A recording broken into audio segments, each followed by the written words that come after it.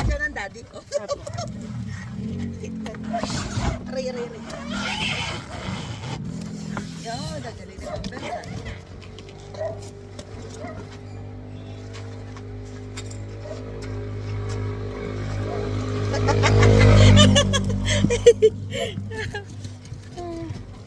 Dapat Ma'am Bebs, pag ano kayo ang magde-deliver, may ganito rin kayo, no? May vlogging. Kasha? Kasha, hindi masisira yung halaman. Yung bangs mo, nakalimutan yung bangs mo. Oo, kaya ba? Sige. Wait lang. Wag mo muna hilahin. Yeah. Okay, go. Yan. Go, Ma'am Bebs. Andito na kami sa bahay nila, Mami Pinpin. Delivery na ng N5 bed ng Mami Pinpin. Ay, kaya pala nagtatanong ang Mami. Wala oda. May ano pala siya dito, papakuan. May papakuan ng Mami Pinpin.